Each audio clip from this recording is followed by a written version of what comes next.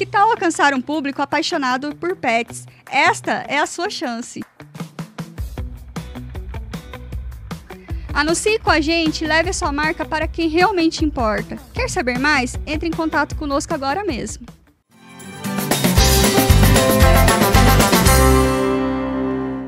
Sejam bem-vindos a mais um episódio do nosso Petcast e hoje nós vamos falar de um tema bem legal que é sobre o comportamento dos nossos pets.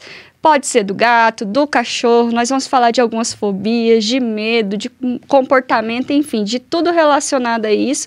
Mas antes de qualquer coisa, já se inscreva no nosso canal, já deixa um like, já compartilha com o seu amigo, que esse tema é maravilhoso, eu tenho certeza que ele vai adorar receber essa notificação. E se você quer ser patrocinador do nosso podcast, entre em contato aqui conosco também. Muito obrigada por você ter aceitado o meu convite. Eu gostei muito, assim, porque eu acho que vai ser sensacional. Eu tenho certeza que hoje eu vou aprender muito. Mas antes de qualquer coisa, deixa eu te apresentar aqui pro pessoal, que é a doutora Francis. Ela é veterinária, mas também é especialista em comportamento felino, comportamento dos animais, em adestramento, tudo isso, certo? Sim. Então é isso, muito obrigada por você ter vindo aqui hoje. Imagina, muito obrigada pela oportunidade de estar aqui também. Acho que é super importante a gente falar sobre esse assunto. Inclusive, quando eu fiz faculdade, até hoje a gente não tem essa matéria, né? Depois eu fui fazendo cursos, depois de formada, porque é muito importante, né? Não adianta a gente saber só a parte clínica, porque o comportamento está super envolvido. Tanto a parte clínica acaba afetando o comportamento, como o comportamento afetando o animal clinicamente.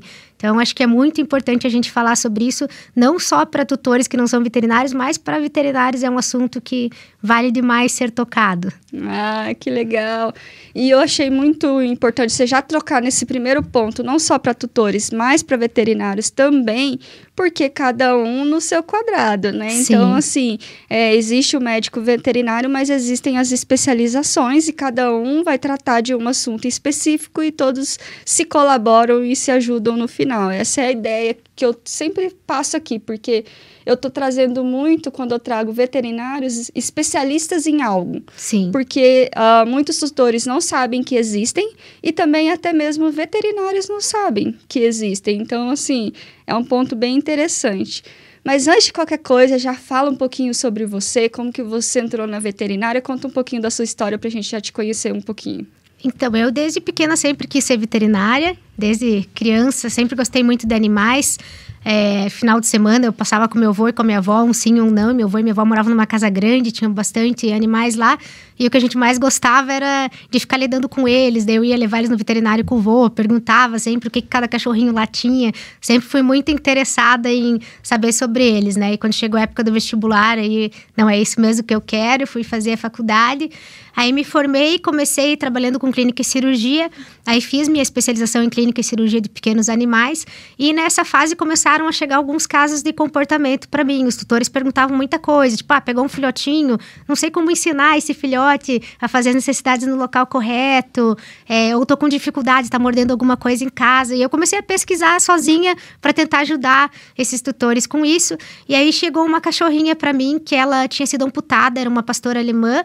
A cauda dela foi amputada porque ela teve uma dermatite, mas ela já tinha 12 anos na época e ela ficou com compulsão. Ela tentava pegar aquele pedaço de cauda que ficou, e aí eu fui pesquisar e ver o que eu poderia fazer para ajudar ela. Na época eu não encontrei ninguém que entendesse somente dessa parte de comportamento, tinha pouca coisa de bibliografia também.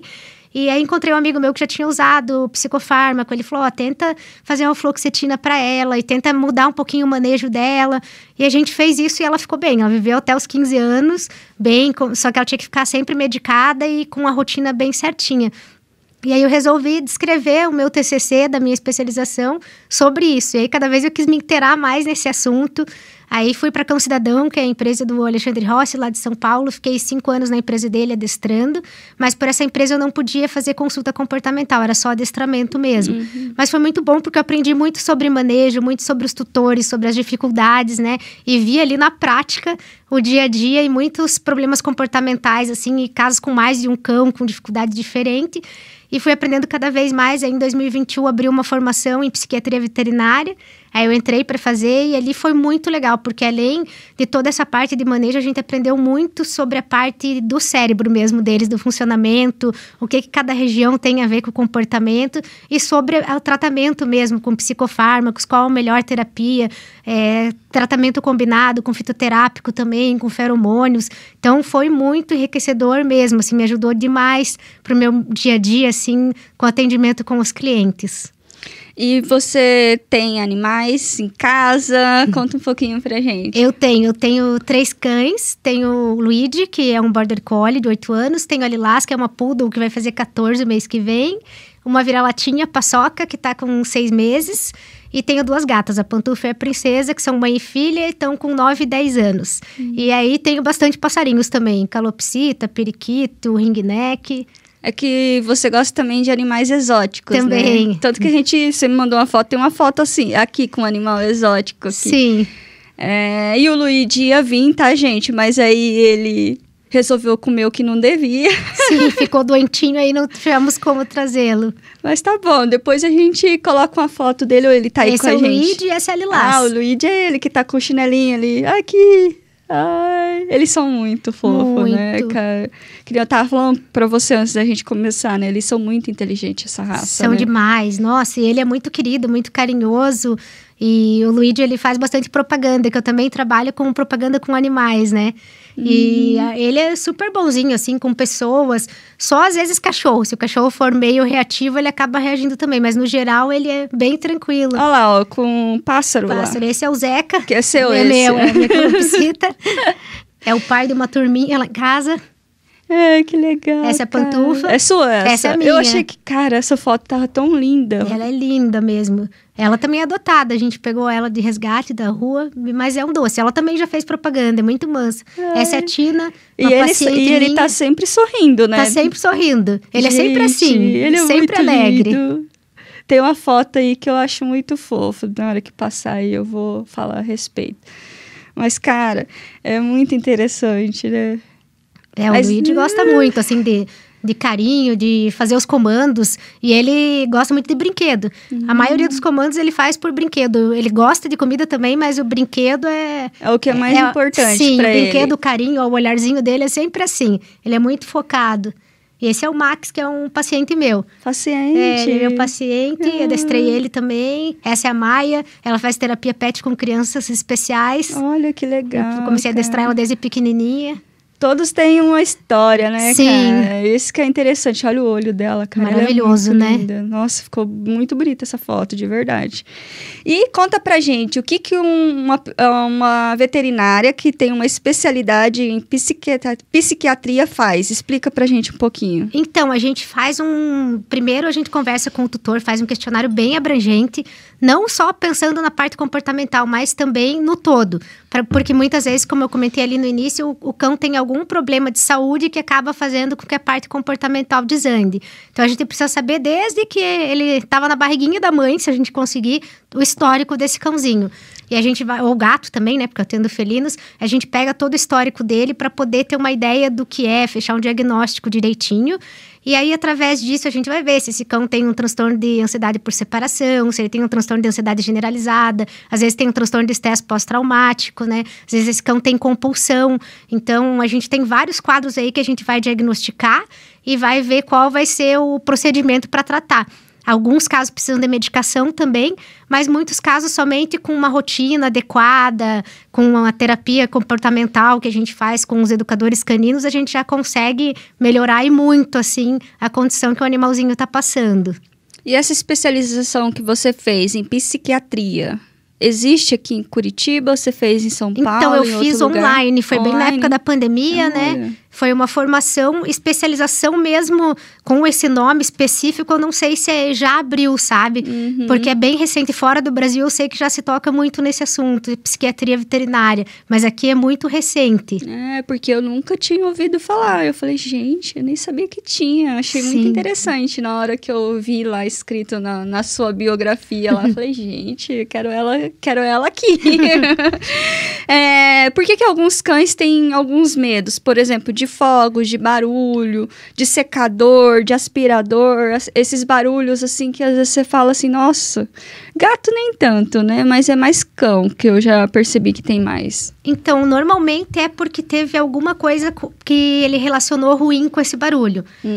Às vezes o cão já é mais sensível, às vezes o gato também, né? Porque a audição deles é maior do que a nossa. Então, de repente ele estava ali e veio aquele barulho e ele levou um susto. Então, ele já associa aquilo negativo. E muitas vezes, como o caso do secador, por exemplo, a pessoa não fez uma dessensibilização, simplesmente foi colocando o cão ali. Além do som, tem o vento forte. Então, isso acaba traumatizando o cão. O caso de fogos também e de chuva, a gente vê muito cão abandonado que tem trauma com isso. Porque ele estava lá em situação de vulnerabilidade, não tinha um tutor, não tinha um lugar para se sentir seguro e passou por várias situações em que veio esse barulho e que para ele foi péssimo e ele não tinha onde se refugiar. Então, a gente vê que ele acaba criando mesmo um transtorno de estresse pós-traumático relacionado a esse barulho. Eu tenho uma paciente minha que ela tinha medo de chuva e de fogos inicialmente, mas ela começou a associar o barulho do ovo fritando na frigideira e da impressora funcionando com esses barulhos. E aí, quando os tutores iam fritar ovo ou iam mexer na impressora, ela começava a ficar com medo, tremer, babar, igual ela ficava no momento de fogos e de chuva mais forte, com raio e tudo mais. Então, a gente teve que ir dessensibilizando cada estímulo desse que para ela fazia com que ficasse ruim. E o que você falou aí faz muito sentido, porque eu tenho um cachorro lá em casa, o nome dele é Max, e eu resgatei ele na rua, né? E ele tem medo de fogos, é o único que ele tem medo. E aí começa a soltar fogos com barulho, aí ele começa a latir. Aí ele late, aí ele vem pra porta, tipo assim, me coloca pra dentro, entendeu? Sim. Aí se tiver aberta já a porta, ele já entra com tudo e fica tipo no cantinho assim. E aí ele começa a dar, ele treme, sabe? Sim. Aí ele fica olhando assim, tipo, você não vai me proteger disso? Só que muitas vezes não tem como, né? E como que faz para poder fazer com que eles percam esse medo? Para perder esse medo é feito um trabalho de dessensibilização e contracondicionamento, que é o que a gente apresentar aquele som que o animalzinho tem medo, que pode ser o aspirador, o secador, o barulho da chuva ou até de fogos, bem baixinho, que o cão consiga comer uma comidinha gostosa e não associe esse barulho a algo ruim. É legal sempre a gente usar ou uma caixa de transporte ou usar a caminha do cão ou do gatinho para ele associar aquele lugar de segurança, não colocar o animalzinho lá sem antes trabalhar isso, né? Mas dá para usar o feromônio sintético também, né? Em caso de gatos, o Feliway, em caso de cães, o Adaptil, que ele ajuda o animalzinho a se sentir confortável naquele lugar. Então, uns 15 minutos antes de treinar, você borrifa ali, deixa agindo e depois usa ali um tapetinho de lamber com comidinha úmida ou um Kong recheado, ou se for um cãozinho, uma traqueia, uma orelha bovina, alguma coisa assim para ele roendo ali e associar esse som positivo. A gente vai fazer essa dessensibilização e o cão associar aquele barulho a algo bom e seguro e não a algo ruim. Não é uma coisa que você consegue melhorar da noite para o dia. Principalmente a questão de chuva é bem complexo, porque a maioria dos cães, eles desenvolvem um trauma tudo. Então, só o fato de sentir o cheiro diferente, às vezes a gente nem sabe que vai chover, mas aquele animalzinho já começa a tremer, já começa a vocalizar, porque ele sabe que a chuva vem. E mais a parte visual, que também a gente não consegue fazer exatamente igual, que às vezes escurece, o vento, né, bate as cortinas. Então, a gente vai tentando trabalhar o que dá, né? E é importante que no momento de uma chuva mesmo, ou de muitos fogos, você tenha um local em que esse animal possa se abrigar e se sentir seguro. E isso faz toda a diferença, porque se você não cuidar com isso, por exemplo, sair de casa, deixei no quintal, aí deu maior temporal. Vai cada vez sensibilizando mais e você acaba colocando todo o treinamento a perder. E existem casos em que a fobia é muito grande que a gente precisa entrar com medicação também, porque só a terapia comportamental com o treinamento de sensibilização não são o suficiente. Às vezes o cão tá tão desesperado que ele não consegue ter aquele aprendizado, não tem foco, o gatinho é a mesma coisa, né? Não consegue nem receber a comida, às vezes se dá a comidinha ele não aceita, não quer nem comer porque o estresse dele tá tão grande que não consegue relacionar aquilo ali bom de maneira alguma, né? O Darwin falava que eu tava estragando o Max, porque na hora que ele começava a latir lá com medo do fogos, eu colocava ele pra dentro de casa e abraçava, ficava lá, tipo, abraçando. Aí parecia que ele piorava, sabe? Sim. Aí ele, você tá piorando o cachorro, não sei o quê. Aí eu falei assim, cara, vou mudar então a estratégia. Então, quando ele começa a soltar fogos, ele começa a latir, eu falo assim, cara, não vou pegar ele. Aí eu deixo a porta fechada e fico esperando, fico fingindo que nem tô ali. Daí ele dá uns latidos, ele melhorou. Depois desse tipo de comportamento, eu vi que ele melhorou muito. Aí ele começa a dar uns latidos e tal, aí ele entra pra casinha dele, que é onde você falou, é o refúgio dele, né? Que lá é tudo cheio de cobertinha, de coisas deles, ele entra lá. O meu outro nem liga, o mundo tá acabando que ele nem liga. Aí ele entra lá, entendeu? Sim. Aí, às vezes, quando ele começa também, eu vejo que ele tá muito, assim, agitado, aí eu falo assim, Max, vai pra casinha. Vai pra casinha. Aí até que uma hora ele acaba entrando, sabe? Sim. Porque eu percebi que eu tava realmente estragando ele. É que tudo depende do animal. Tem o caso de tutores que o cão procura o colo e o abraço e o carinho, e pra eles aquilo é o suficiente, ele se acalma, para de tremer e tudo mais. Mas tem cão que às vezes você abraçar, fazer alguma coisa assim, ou falar com ele acha que o mundo realmente tá acabando e que tem razão dele estar naquela sensação. O ideal é a gente mostrar pra eles que não, que tá tudo bem. Até se o cão aceitar, quando você tá fazendo a sensibilização, fazer uma brincadeira, jogar uma bolinha, jogar uma coisa, é legal. Pra que ele vê que, tem esse barulho acontecendo, mas tá tudo bem, meu tutor tá aqui interagindo comigo, tá seguro, não tem por que eu ficar desse jeito, né? Uhum. E aqueles cães que ficam sozinhos em casa e destrói tudo. Quando você chega, não tem mais nada. Eu já vi aqueles vídeos, né? Destrói carro, destrói a moto, destrói tudo. Quando destrói ali, tipo, os meus, eles destroem, né? Sim. Quando destrói, por exemplo, a roupa deles, porque os meus é assim, eles comem as roupas, comem os panos, comem as coisas do quintal. Até aí você fala, ok, mas aí quando começa a piorar, né? Porque parece que esse tipo de comportamento, ele piora, né? Sim. E como fazer esse ensinamento para ele não sofrer, mas também quando eu sair de casa e parar de ficar arregaçando toda a casa, que eles estragam mesmo, né? Então, é muito importante a gente saber o que está causando esse tipo de comportamento, porque a gente tem vários motivos, né? Por exemplo, um filhote, ele está em fase de troca de dentes, então é bem comum ele morder e destruir porque está coçando a gengiva. Então, oferecer um gelinho para ele, colocar o brinquedo na geladeira para que ele possa morder e aliviar essa gengiva, deixar, às vezes, as coisas que não é para ele roer, até que são perigosas, tipo fio, assim, eu já vi cachorro que roeu fio de máquina, cachorro que levou choque, então a gente tem que ter um cuidado. Tava ligada na tomada, Tava assim. ligado. Então tem esse cuidado que a gente tem que ter, né? Colocar alguma coisa, tem um spray amargo que a gente usa, que deixa um sabor bem ruim, então colocar ali, testar, ver se dá certo, porque o filhote é curioso, ele vai fuçar, vai cheirar e ele vai ter coceira, ele vai acabar roendo, então a gente tem que ter esse cuidado a mais, né? E oferecer para ele coisas que ele possa roer. Então, tem aqueles brinquedos de nylon, os Bud Toys, que são bem gostosos para roer. Tem também os próprios ossos, né? Hoje em dia, a gente encontra muita opção aí pronta já, que a gente pode dar para eles, que eles roam isso e não vão roer o que não deve. Então, é bem importante eles terem essa possibilidade. Mas existem também casos de cães que já são mais velhos e que gostam. Os meus cachorros, né? O Luigi tem 8, ali lá vai fazer 14, e eles têm necessidade de roer. Então, eu sempre tenho que estar fazendo uma troca, porque eu vejo que eles também enjoam. Se deixar muito tempo a mesma coisa para roer, dali a pouco eles não querem mais. Então, a gente vai fazendo uma rotação dos brinquedinhos e dos próprios alimentos para roer, para que isso fique gostoso e interessante para eles. E outra coisa que eu ia falar também, daí os cães com ansiedade por separação. Que nesse caso, muitas vezes destroem, roem, às vezes até estragam a porta, mas é o desespero de estar sozinho em casa. Então, ele começa a fazer isso para ver se alguém percebe que alguma coisa não tá legal com ele. Às vezes destrói um sofá, destrói alguma coisa, e a pessoa muitas vezes acha que é uma birra, que é alguma coisa assim, mas não é. É porque ele tá sofrendo realmente naquele momento.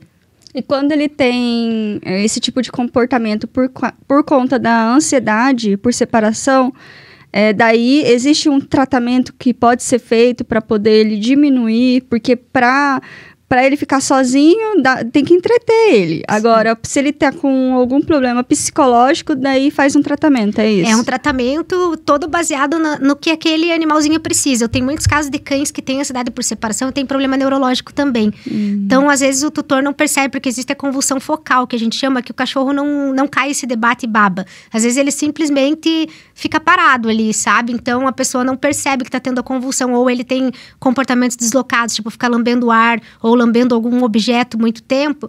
E aí, quando esse cão tem esse problema, muitas vezes ele se apega mais ao tutor, porque ele se sente mal.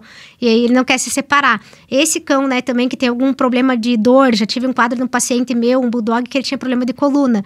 E aí, quando ele estava num quadro de dor, ele não queria se separar da tutora, porque pelo menos tinha o afeto dela ali naquele momento, ele se sentia mais confortado. A gente vê que normalmente eles têm esse problema porque tem alguma dor, tem alguma insegurança, ou, que nem você falou, trauma de chuva e fogos. Às vezes o tutor saiu e aconteceu uma chuva forte ou fogos, e aí esse animalzinho se desespera cada vez que o tutor vai sair, porque acha que vai passar por aquilo de novo. Então a gente tem que trabalhar o todo e saber quais são os gatilhos. Existe a possibilidade da gente fazer o treinamento. O que é muito importante, assim, eu sei que é difícil, às vezes, dependendo do trabalho que a pessoa tem, mas é deixar o mínimo possível esse animal sozinho. Porque, assim, quanto mais ele ficar sozinho, e ele não vai se entreter por muito tempo, por mais que você deixe um enriquecimento lá, não vai ficar 4, 5 horas com aquele enriquecimento, né? Então, tem que ter uma rotina bem boa, tem que ter passeio, tem que gastar energia, fazer comando. É muito importante também que, se não puder ficar muito tempo com ele em casa, tenha uma pet sitter ou leve para creche, contrate alguém para levar a passear, para que ele não fique muito tempo ali sem ter coisa para preencher o tempinho dele, para gastar mesmo essa energia e ele não ficar tão estressado sozinho. Então, é um combo de coisas que a gente faz para melhorar. E muitos desses casos a gente precisa entrar com medicação também. Tanto a medicação contínua, porque normalmente esse cão que tem ansiedade por separação, ele tem uma ansiedade generalizada. Então, não é só ansiedade por separação, ele tem problema com várias outras coisas. Então, a gente tem que tratar o todo e usar uma medicação pontual para os momentos em que for ficar sozinho. E uma coisa que eu acho bem importante, assim, esses cães normalmente têm comportamento de sombra. E gato também, a gente quase não fala nisso, mas tem muito gato que eu atendo que tem ansiedade por separação também. Então, aonde o tutor vai, ele quer estar junto. Se o tutor vai no banheiro, ele quer estar junto. Se entra no quarto, ele também. Ele não quer ficar longe em momento algum. Então, o primeiro treinamento e o mais importante de todos é esse cão aprender a ficar bem em casa, não estando grudado no tutor o tempo todo. Para mim, assim, os casos que eu vi que deu super certo é pegar muito nisso, sabe? Focar em estar ali na tua casa, mas dar uma coisa gostosa pro teu cãozinho, ficar ali lendo um livro, ou mexendo no computador, porque esses animais normalmente ficam cutucando com a pata ou latindo, que eles querem que você olhe para ele e dê atenção 24 horas por dia. Ele vai começar a associar que você não tá dando atenção, mas tem uma coisa gostosa para ele enquanto isso. Aí depois que você treinou alguns dias isso, você vai até a porta do quarto onde você tá e volta, porque se você for de cara já sair, provavelmente ele vai sair atrás de você. Aí não vai andar, né, o treinamento. Depois conseguir sair do ambiente, sair um pouquinho da vista dele e voltar. Então é um passo a passo bem gradual e que cada animalzinho vai ter o seu tempo para conseguir ficar no ambiente sozinho sem o tutor. A ideia é usar às vezes um portãozinho daqueles de criança que não fecha totalmente a porta, que ele consegue escutar tudo, mas ele vê que tem gente em casa, até ele se adaptando a esses momentos dele sozinho. E quando ele escolher estar sozinho e você tá em casa, muito bom ir lá interagir para ele entender que estar sozinho gera reforço e ficar procurando muito você, não precisa punir ele, mas às vezes em alguns momentos não dá atenção, porque se a gente ficar reforçando esse comportamento ansioso, fica muito difícil deles conseguirem não fazer esse comportamento de ficar cutucando a gente o tempo todo, né? E como diferenciar que é um comportamento de ansiedade por separação ou é porque ele realmente não consegue ele ficar sozinho em casa? Tem algum sinal assim muito específico que você fala assim, esse aqui é ansiedade de separação? Então, normalmente, quando eles não conseguem ficar sozinhos, é ansiedade por separação mesmo, né? Eles têm esse problema de não conseguir ficar longe. Existe cão com ansiedade por separação, que é bem importante falar também, que eu já peguei casos assim, que a pessoa fala, meu cão não tem ansiedade por separação. Você fala, você deixa a câmera, pode deixar gravando, aí a gente vai observar. A pessoa às vezes passa 8, 10 horas fora e esse cão não come, não toma água e às vezes nem faz as necessidades. Ele fica totalmente apático. Fica tipo deitado. Exatamente. Assim. Daí a pessoa acha que não tem problema nenhum, porque ele não destrói, ele não late, ele não chora, ele não incomoda ninguém, mas esse cão está sofrendo naquele momento. Ele tá triste. Tá triste, exatamente. Então tem esse outro lado que é bem importante a gente falar. Geralmente com ansiedade por separação a gente vê o contrário, é muito barulho, vizinho que liga reclamando. Volta e meia eu tenho que mandar carta para condomínio para explicar que o paciente está em tratamento, porque realmente tem casos assim que se o tutor sair 5, 10 minutos, o animal já fica em desespero, sabe? E é isso que você está dizendo mesmo. Às vezes tem o cão que não consegue ficar sozinho, mas dá uma latidinha e o tutor saiu, daí ele se acalma, viu que o tutor saiu e fica numa boa. Às vezes não é uma coisa mais complexa, mas quando o cão fica assim, late, chora, descansa um pouco, daí a pouco volta a latir, chorar, ou fica incessantemente, aí é um quadro de ansiedade por separação mesmo e precisa de intervenção, porque só vai piorando se a gente não fizer nada. E na ansiedade, ele também pode ter esse comportamento de destruir as coisas. Também, né? Também. E às vezes até engolir. Tem um negócio que a gente chama de síndrome pica, que é o cão ou o gato, eles, além de destruírem os objetos, eles engolem. Então, tá muito relacionado à ansiedade, muitas vezes a ansiedade por separação. Eu acho que o Goku lá de casa, ele tem essa síndrome aí. É mesmo? Além de destruir, engole. Ele come tudo. Olha tudo só. que ele tem na frente, ele come. E depois sai tudo no cocô dele. Nossa. Como, eu não sei. Isso é muito perigoso, porque às vezes vai ficando ali. Eu tive um paciente meu que, infelizmente, ele veio ao óbito por conta disso, porque ele ia engolindo e ele lambia muito o chão também. Então, juntava, às vezes, pedaço de brinquedo com bolo de cabelo do chão, que eram 2 mulheres na casa. E aí, imagina, secava o cabelo, ficava ali, ele foi lambendo. E aí, acabou fazendo obstrução intestinal e ele foi pra cirurgia, mas não resistiu. Então, a gente sempre tem que ter esse cuidado a mais. Tem um gatinho que eu atendo também, que até a tutora dele tá morando no Canadá agora, que desde pequenininho ele tem isso. A gente tem que tomar muito cuidado, só que o dele normalmente ele gosta de fita, de coisa mais comprida. Gato normalmente é mais isso, né? E já aconteceu dele ter que ir pra endoscopia também, por pegar a fita e engolir. Então, a gente tem que tentar evitar deixar essas coisas, né? Que eles podem pegar e podem engolir e fazer mal. E ir trabalhando pra tornar aquilo desagradável. Tem animais que às vezes só colocar o spray amargo já funciona, mas tem uns que não. Às vezes você põe spray amargo e parece que é tempero. Depois você me passa qual que é esse spray aí. Pode deixar. Porque, na verdade, lá em casa, é isso que você falou, já não tem nada no quintal. Sim. E aí, mas ele come a roupinha dele. Ele come as cobertas ficam assim, ó, tudo cheio de furo. De tanto que ele come, sabe? Sim. Mas já aconteceu dele comer coisas piores. O Darwin uma vez pegou ele comendo pedra. Imagina. A gente tinha uma árvore na frente de casa e caiu o galho, ele comia o galho. Então, assim, ele não pode ter nada que ele come. E isso é desde quando ele chegou na minha casa. Eu não sei o que acontece com ele, não. Eu acho que ele tem essa síndrome pica mesmo, pelo que você falou, e ligado a alguma ansiedade a mais que ele tem. Às vezes, quando o cão tem problema gastrointestinal, eles também têm esse tipo de comportamento, sabe? Tanto de se lamber quanto de roer coisas. Por isso é importante a gente investigar e ver se não tem os outros gatilhos junto, porque aí a gente tratando cada parte, melhorando toda, a gente consegue ir diminuindo esse comportamento, né? E sabe qual é o problema? De vez em quando o outro também faz. Ai, vai porque na onda dele. O que faz, aí ele fala assim, vou fazer também. Sei lá o que eles pensam, né? E aí, de vez em quando, eu vejo que o outro também faz isso, sabe? De ficar comendo as roupinhas dele. Reatividade. É sempre um sinal de agressividade? O que pode estar acontecendo para ele estar sendo reativo? Então, nem sempre, né? Porque tem muito cão que ele é reativo, mas não é um cão bravo. Eu tenho muitos casos, assim, de cachorros. A minha paçoca, a vira-latinha ali, ela veio de resgate. Ela foi encontrada numa praça, dentro de uma caixa com os irmãozinhos dela. E a gente não sabe o que ela passou antes de chegar ali. Mas ela tem muito medo de homens, principalmente, e criança. Ela chegou... Até esses dias eu fui na casa de um amigo e a filhinha dele chegou perto, mas veio bem devagarinho, assim, porque ele é adestrador também. Ele entende como lidar, né? E ensinou ela. Mas mesmo ela vindo devagar, a paçoca fez xixi em mim, assim, de tanto medo que ela tem de criança. Então, ela é reativa no sentido de que às vezes ela começa a vocalizar e latir, mas ela não é reativa de morder. Então, a gente vê muitas vezes, às vezes o cachorro tem medo, ele se esconde num lugar, se intoca.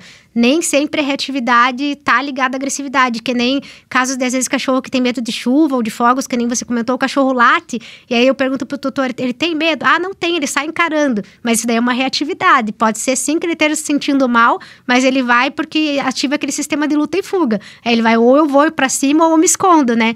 Mas nem sempre ele vai ser agressivo ou vai sair mordendo alguém ou outro cão, porque isso está acontecendo naquele momento, né? Então, há diferença mesmo. Tem cão que é reativo e não é agressivo, mas às vezes tem cão que é reativo e já escalou e parte para agressividade também. Ontem eu vi uma moça do TikTok que ela tava com a boca assim, ó, inteirinha, sabe quando abriu assim.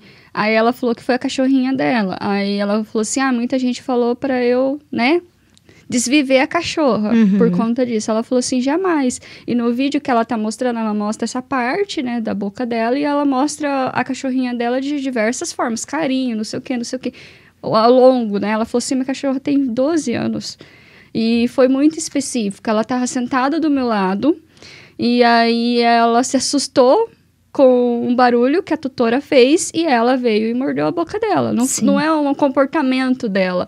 É isso que você acabou de falar. Ela se assustou e ela já tá mais pra idosa, ela tá meio surdinha, e nisso ela assustou e ela foi redirecionou, né?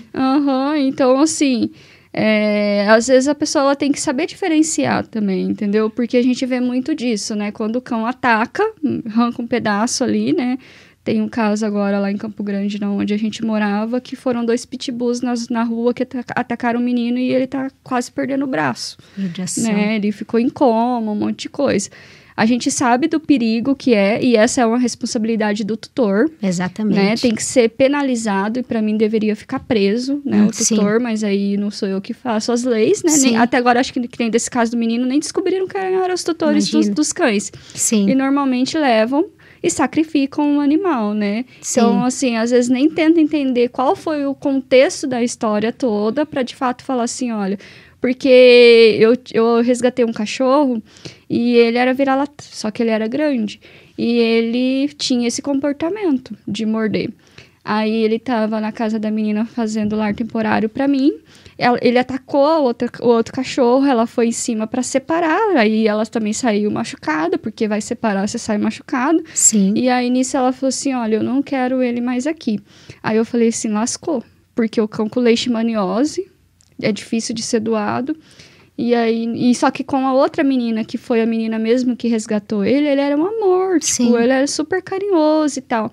Daí a gente ficou meio assim, falou assim, o que será que aconteceu lá no contexto pra, né, ele atacar? E aí a gente até que enfim conseguiu doar ele, sabe? Porque a menina não queria mais. Uhum. Só que ela também não ia abandonar. Só que daí ele teve que ficar amarrado na casa dela. Porque ela tinha, além desse, tinha mais 3 cachorros lá. Sim. Tinha criança, né, e tal. Aí acabou que ele ficou amarrado. Aí a gente falou assim, vamos doar o mais rápido que a gente conseguir.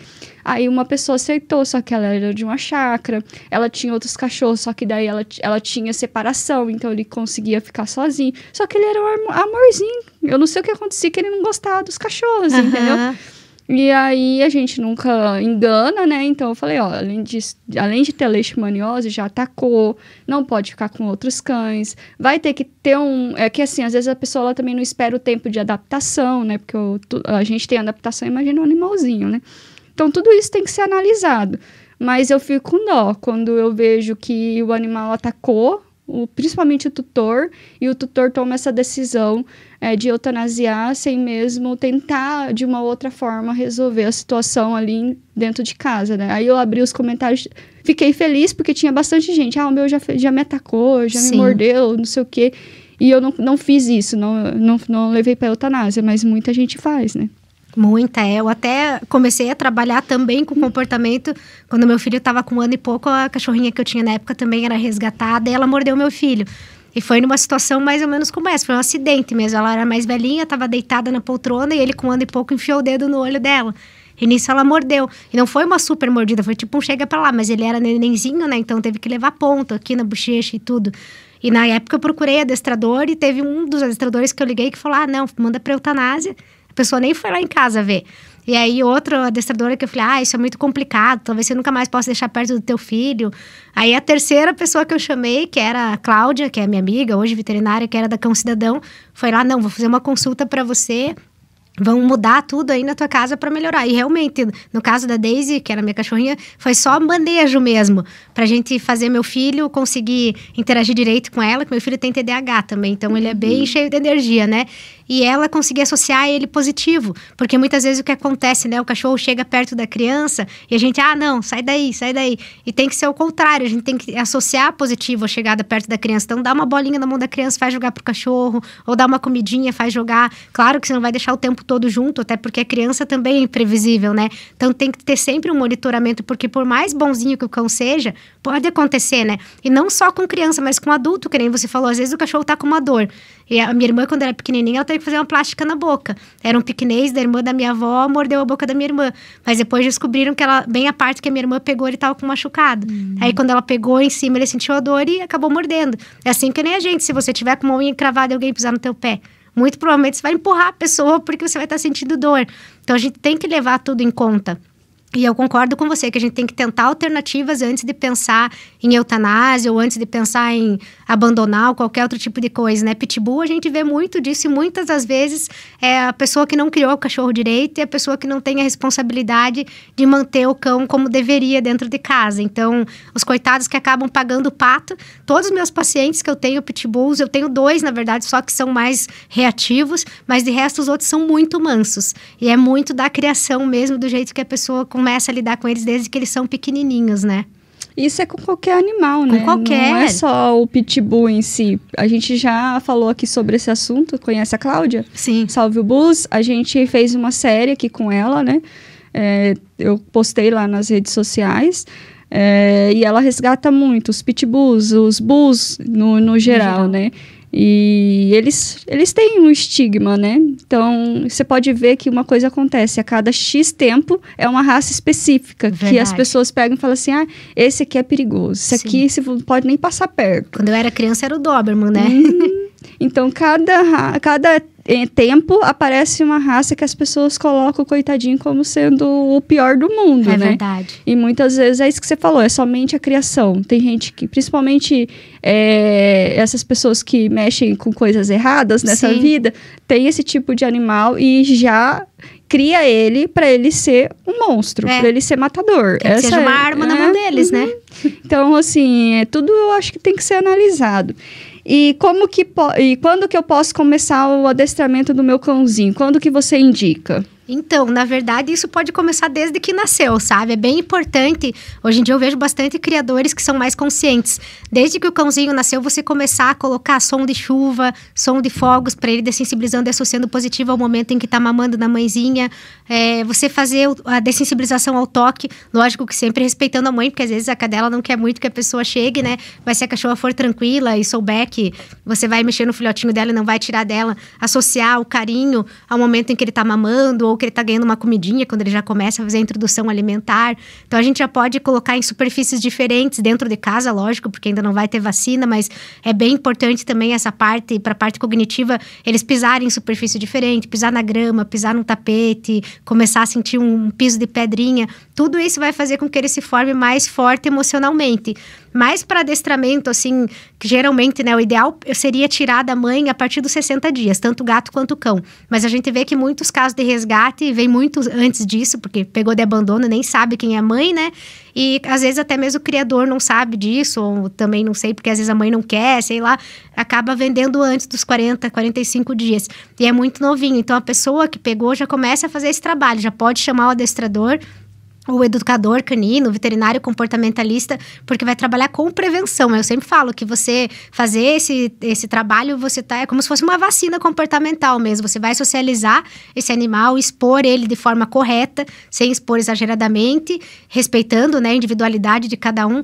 Mas isso é muito importante. A partir dos 40, 45 dias, esse cãozinho já estar em treinamento, porque você vai conseguir criar tanto um cão quanto um gatinho que vão ser muito melhor lá na frente na questão de lidar com as coisas da vida, né? De não ter dificuldades de relacionamento com barulhos, com pessoas e até mesmo com outros animais.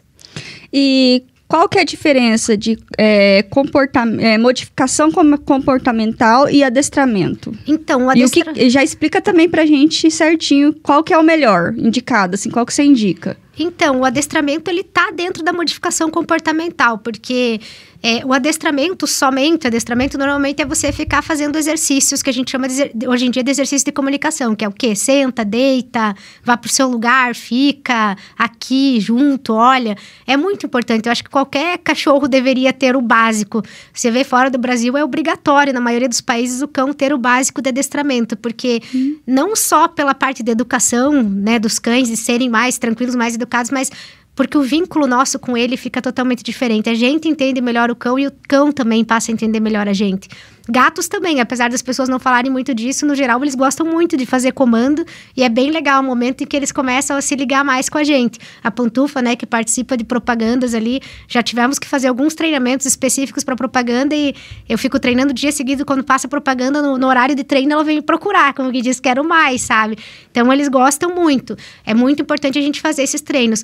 Eu acho que o adestramento ele é importante para qualquer cão, como eu falei, mas normalmente ele é mais focado para um cão que ainda não tem um problema. A modificação comportamental tem o adestramento dentro, mas é para modificar um comportamento que não tá legal, entende? Então, muitas vezes ele é usado para tirar um trauma, um medo, alguma coisa. Não que você não possa também fazer essa modificação através do adestramento e do acompanhamento de um adestrador que tenha o conhecimento de comportamento animal. Mas a pessoa precisa entender bem essa base neurocientífica para poder trabalhar o cãozinho, né? Porque não é uma coisa tão simples assim. Muitas vezes aquele trauma tá ligado a várias coisas. É que nem eu falo, às vezes teve um cheiro no momento do trauma, ou o cão visualizou alguma coisa, ou teve um som, e ele escutar aquele som, sentir o cheiro ou visualizar, é gatilho para ele começar a se sentir mal e começar a generalizar com outras coisas que tem no ambiente e não necessariamente aquilo que era ruim acontecendo, sabe? Então é bem importante que a pessoa saiba disso para poder trabalhar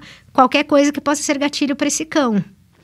Você falou aí, eu lembrei, tem um documentário na Netflix que é de treinamento de gato e tem, como é um documentário, então tem a parte dos cientistas falando a respeito e eles falando que o gato, ele é mais inteligente que o cachorro para poder ser adestrado. Eu fiquei assim impressionada, assisti inteirinha, muito bom esse documentário, acho que principalmente quem gosta de gato, né? Quem tem. Eu sou suspeita.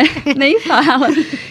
Assistir, sabe? É bem legal esse documentário. E quanto tempo que leva para eu ver o resultado desse adestramento? Então, tem muitas variáveis, né? Primeiro, como que esse animal, esse cãozinho ou esse gato estão na questão de fobia ou na questão de ansiedade, de trauma e tudo mais, né? Se ele tem alguma dificuldade a mais de física, clínica, como eu falei, que às vezes a gente vai ter que tratar o todo. Já teve um caso que uma cliente fez uma consultoria online comigo, ela morava em Paranaguá e era o caso de 2 cachorras que estavam brigando.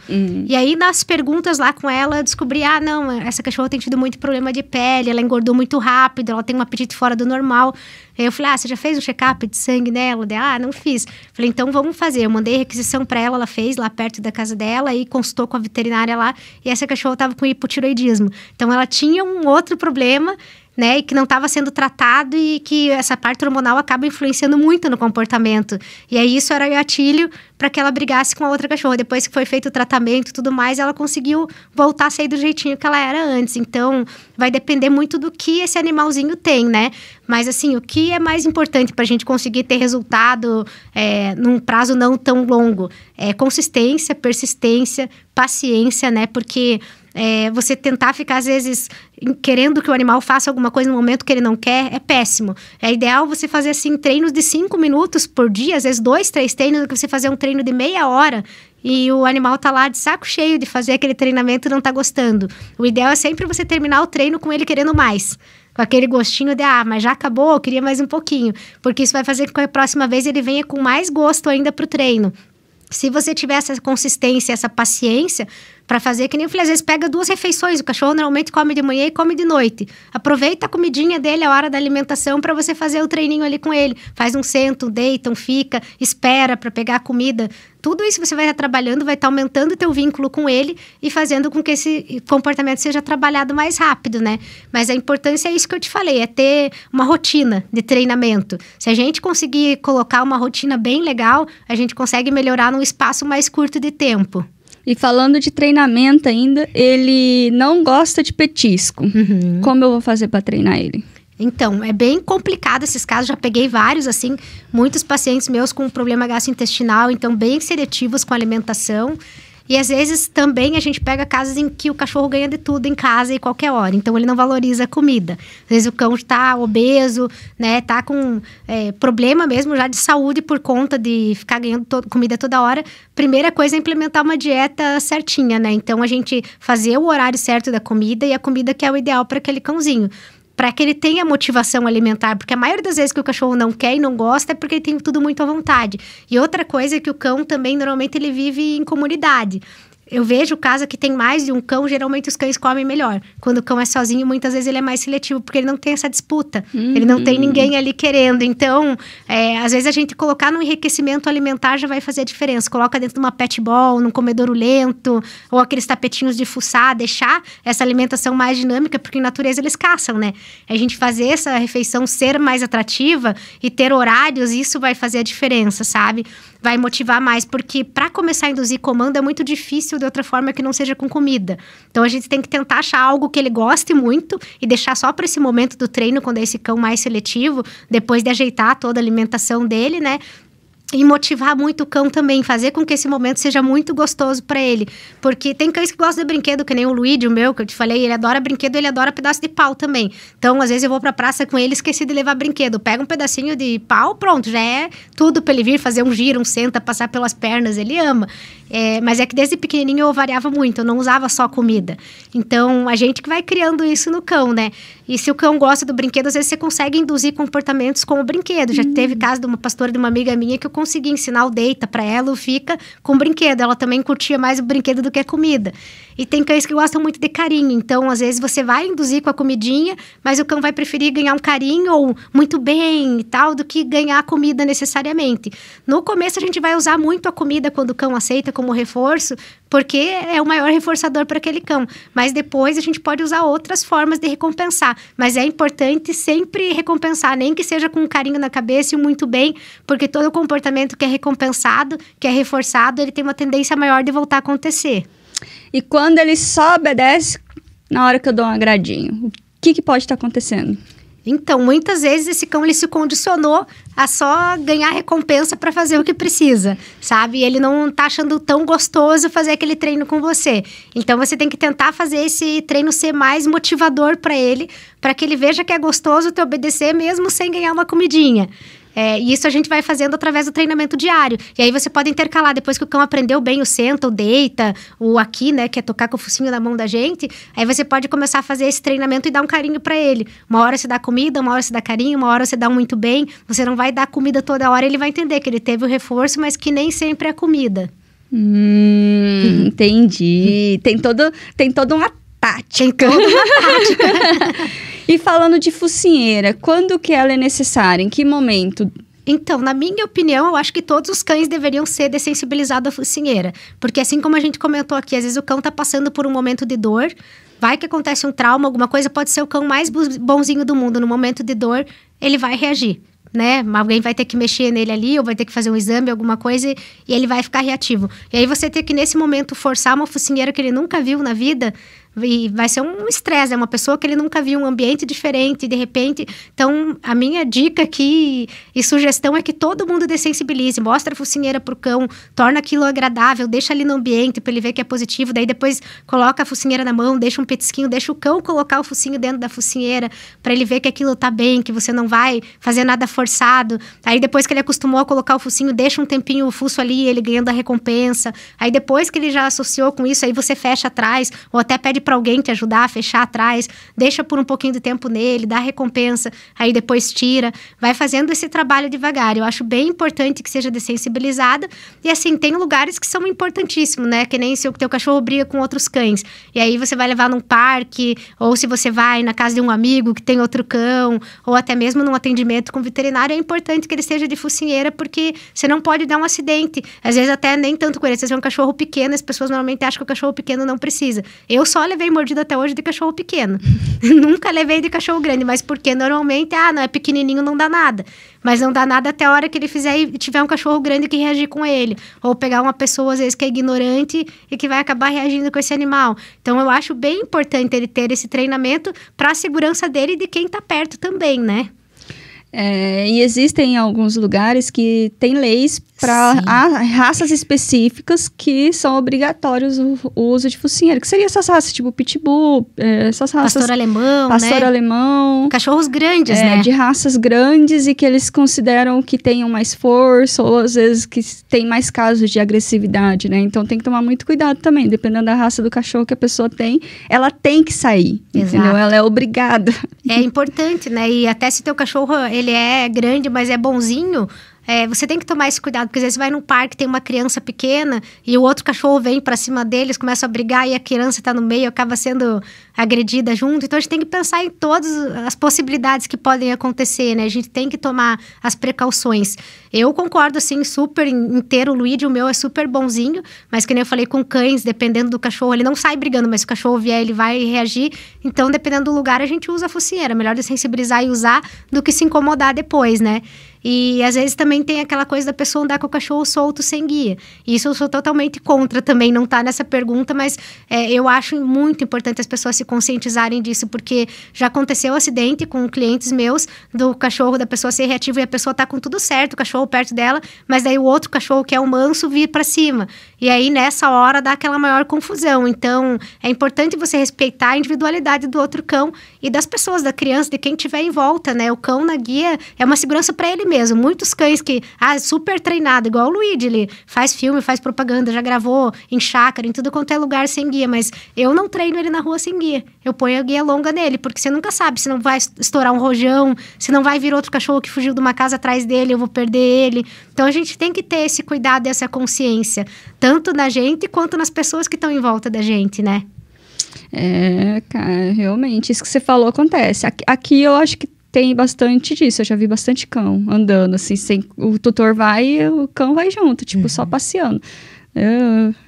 Dá medo, né? Dá até uns 3 tipos de coisa na hora, né? Porque, na verdade, assim, é o perigo, né, cara? Sim. A pessoa corre um perigo, porque o cão do nada, ele pode se assustar, correr pro meio da rua, ser atropelado. Nossa, eu sou aquelas que eu já penso dos piores cenários. Eu sou assim também, eu prefiro trabalhar com prevenção. Já teve caso que o carro subiu na calçada e atropelou o cachorro. Se a pessoa tá com a guia ali na hora, ainda tem a chance de puxar, mas e se tá sem?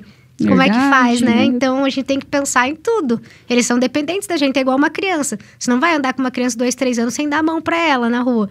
É a mesma coisa o cão, né? Muitas vezes ele não sabe o perigo que ele tá correndo ali. O cão, ele odeia coleira, odeia caixa de transporte, odeia escova. O que eu faço? O que pode ser isso aí? Então, normalmente é porque teve alguma experiência ruim com essas coisas. O ideal é a gente fazer dessensibilização e contracondicionamento, que é o quê? Associar a coleira, a escova, a caixinha a algo positivo. Com os cães e com os gatos, que eu vi também muito gato que tem trauma da caixa, porque só entrou na caixa para ir no veterinário, por exemplo, e tava com um momento de dor e tal, e aquilo foi péssimo para ele. Então, às vezes, até pegar uma caixa diferente do que essa, para ele associar mais positivo, e aquelas que destacam a parte de cima, eu prefiro para esse treinamento, que inicialmente você vai usar a caixa sem a tampa, para ficar menos assustador para eles, né? É que daí fica parecendo uma caminha, né? Isso, você pode até usar uma camiseta tua, deixa bastante com o teu cheiro, põe ali para forrar, porque vai dar mais segurança, dá para usar os feromônios lá dentro, e usa uma comidinha bem gostosa nesse momento, então sensibiliza muito ele a estar ali. Aí, depois que ele acostumou, você põe a tampa, aí joga a comidinha, se ele não entrar por inteiro, mas for só a parte de frente, muito bom. Treina muito isso. Aí depois você vai pondo mais pra trás até que ele vai se encorajando. Uma dica bem importante, colocar alguma coisa embaixo da caixa pra ela não andar. Porque eu já vi muito caso que o cachorro fica com medo da caixa, porque a hora que entra ela escorrega. Verdade. Então é bem importante estar em cima de um tapete, de um tapetinho de EVA, alguma coisa assim, pra evitar que o cachorro traumatize, ou o gatinho mesmo. O gato é mais difícil porque é mais leve, mas é bom a gente cuidar com isso. E daí fazer o treinamento aos poucos, usar a portinha fechada só depois que ele estiver muito acostumado. Fecha e abre no começo pra ele ver que não tá preso. Aí depois fecha, deixa 5 minutos, fecha, deixa 10 minutos, até que ele consiga associar positivo. E só quando ele estiver bem condicionado com essa caixinha, já usar ela como cama mesmo pra dormir e como porto seguro, aí você começa a sair de casa com essa caixinha. Eu acho bem legal. O Luigi, o meu, ele... Quando era bem pequenininho, eu acostumei com a caixa, mas ele cresceu muito rápido, né? Ele tem 28 quilos, assim, nos 7, 8 meses ele já tava grandão. E aí a caixa não cabia mais, aí eu comprei outra e no início ele ficou com medo. Mas acho que foi 1 semana de treinamento, eu dava Kong pra ele só dentro da caixa. E recheava lá o brinquedinho, punha ali dentro, ele já foi se condicionando, aí virou a caminha dele. E assim, pra mim é muito bom, porque quando a gente vai gravar, às vezes a gente passa o dia inteiro gravando. Tem horas que ele precisa dormir. Então, ele tendo a caminha dele ali, ele vai pra dentro da caixinha, dorme, fica confortável, relaxa. E para muitos cães isso é legal, né? Tem um cachorro de uma cliente minha que ele tem trauma de fogos, e daí ele começou a associar fogos com o espirro da tutora. Então, ela tossia e ele mordia ela. Era um caos, assim, porque qualquer coisa que ele associasse aos fogos, ele acabava redirecionando e mordendo. E nesse caso, ele não tinha nenhum lugar que ele se sentia seguro. E a gente começou a treinar a caixinha para ele também, dessa forma que eu te falei, sem a tampa, depois com a tampa, devagarinho. E hoje em dia é o refúgio e a segurança. No caso dele, a gente precisou entrar também com medicação, além de todo o manejo, né? Mas ele foi melhorando, porque tudo que era gatilho, a gente conseguiu ir dessensibilizando e ele perder esse medo. Com o caso da coleira também, o que acontece muitas vezes o cachorro vai pro banho e tosa e aí acaba ficando ali, né, preso para que a pessoa consiga dar o banho ou o sec dele associa a coleira a esse momento punitivo, né? Ou então mesmo pegou um adestrador, alguém que usou ali com força e tal e o cachorro começa a achar aquilo ali ruim. Então a gente vai ter que contracondicionar e associar positivo a presença dessa coleira, dessa peitoral, para que ele não tenha medo. E tem que ver se o cão não tem dor. Eu já peguei um caso de um Spitz que ele ficava muito brabo a hora que colocava peitoral nele, a adestradora é minha amiga, dela falou, o que será que pode ser?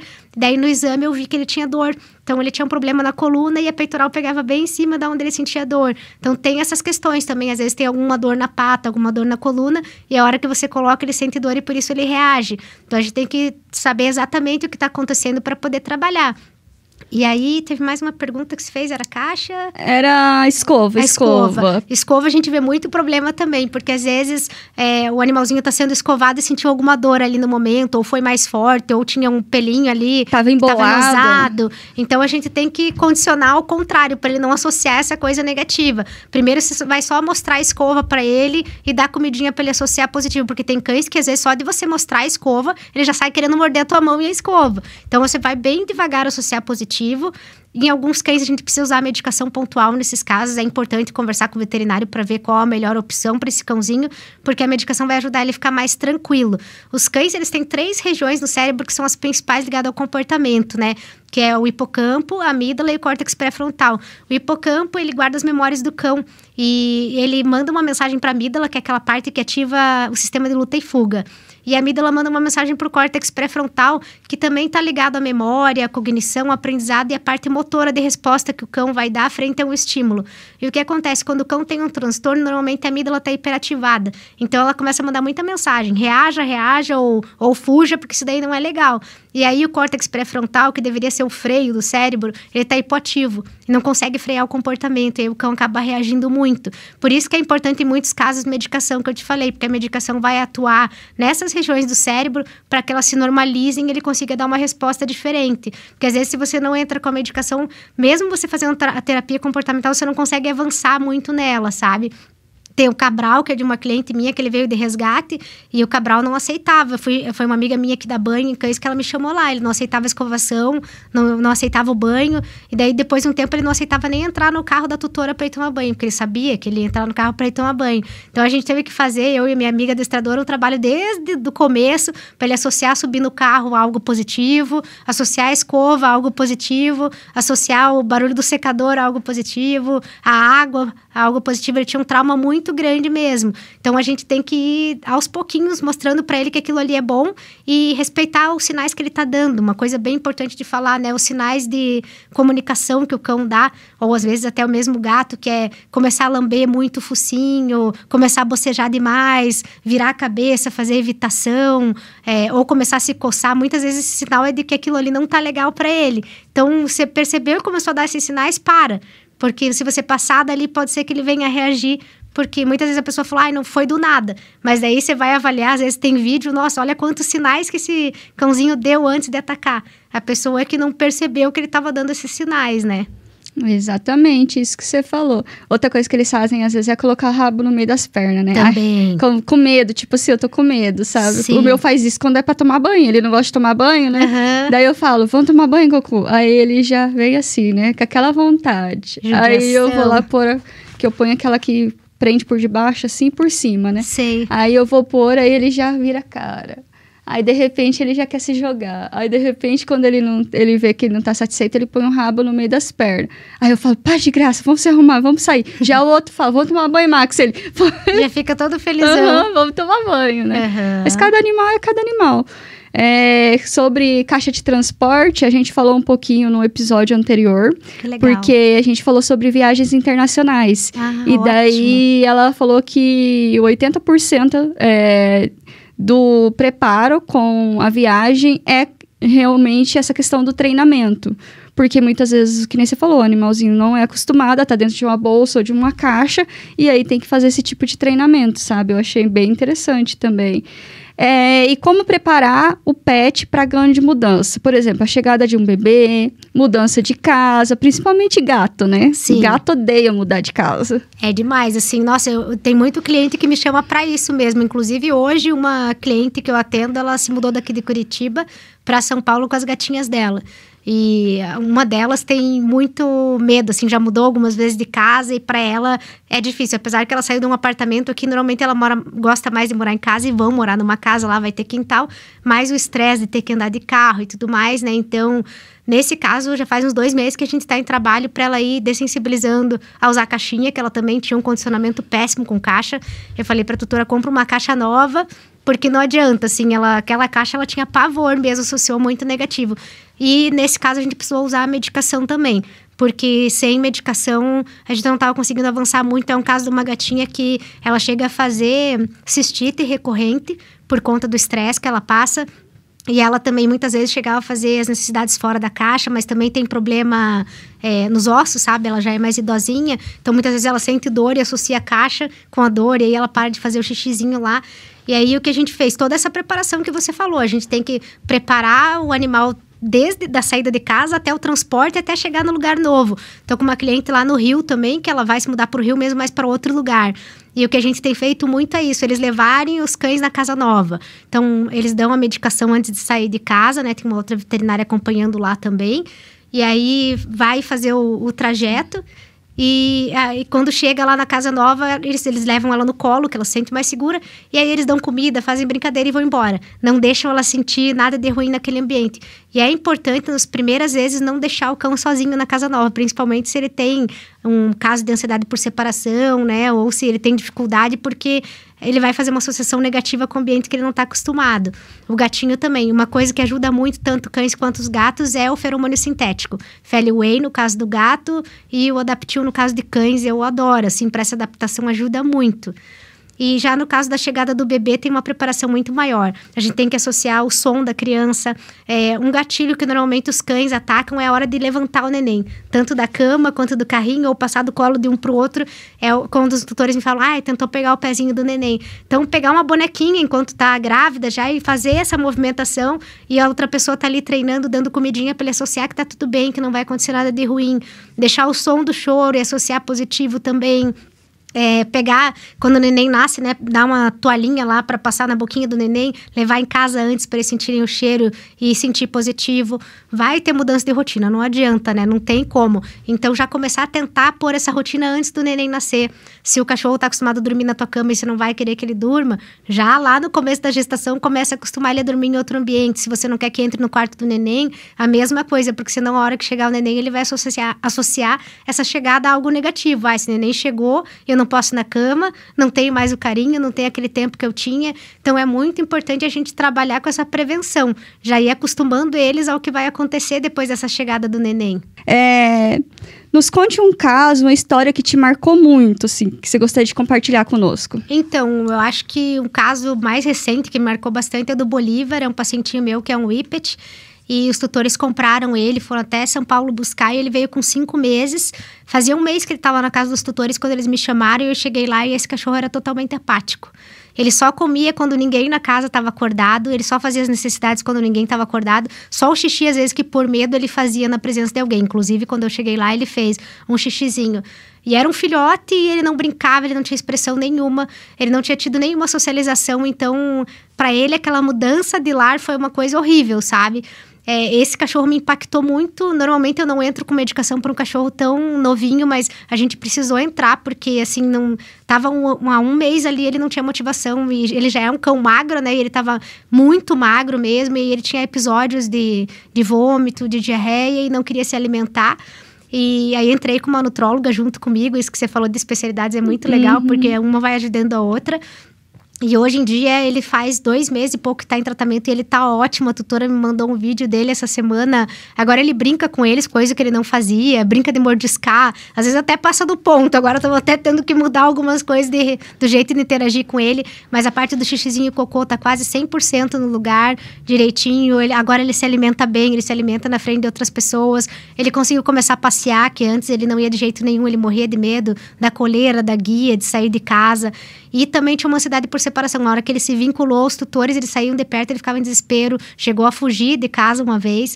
Então, a gente teve que trabalhar tudo isso com ele. Foi uma questão bem forte para um cachorro tão novinho. Esse me chama muita atenção, assim, pelo tamanho da fobia para um cão tão novo. Porque ele era bem novinho, né? E ele já tinha bastante questões. Mas que bom que melhorou, né? Sim, muito melhor.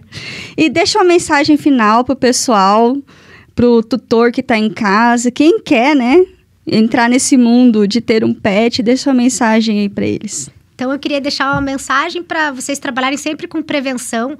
Essa é a melhor coisa. Se você vai pegar um cãozinho ou um gatinho, não pegou ainda, entender quais são as demandas dele. Procurar ver se encaixa na tua rotina, porque não adianta, eu quero ter, tá? Mas você vai ter tempo para esse animal? Você vai poder fazer o mínimo do que eles precisam?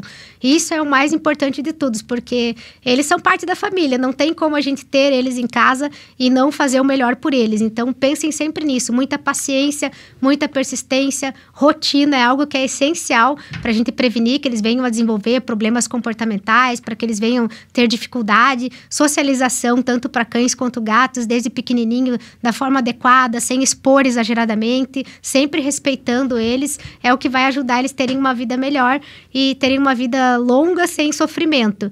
E eu queria falar para vocês também que eu tenho um e-book que ele fala justamente sobre isso. Desde que você pegou o cãozinho, como você trabalhar, como você socializar. Eu tenho um de cão e tenho um de gato, né? Porque tem muitas coisas que pro gato não é igual ao cão. Então, eu fiz separado para ajudar vocês como tutores a entender melhor a demanda de cada um deles. Mas é bem bacana que ali também tem os treinamentos. Se acaso o seu gatinho ou o seu cão já tiver um problema comportamental, como você faz para conseguir redirecionar e resolver esse problema. Muito obrigada por você ter aceitado o meu convite mais uma vez. Hoje nós aprendemos muito, você pode ter certeza, assim. O que é legal é que você tem muitos casos práticos. Então, você fala assim, eu tive fulano, eu tive ciclano. Então, assim, a vivência é muito grande, né? Então, é muito interessante isso. Muito obrigada mesmo. Muito obrigada a você também, Silvia. Eu gostei muito de participar aqui com vocês. E vamos vir mais vezes, porque a gente não conseguiu falar tudo que a gente queria, né? Com certeza, vamos combinar. A gente tem que voltar mais uma vez. Com certeza. E sigam a doutora nas redes sociais, que é Psiquiatra Vet Fran. Vou soletrar para vocês, que é PSIQUIATRA, aí VETFAN.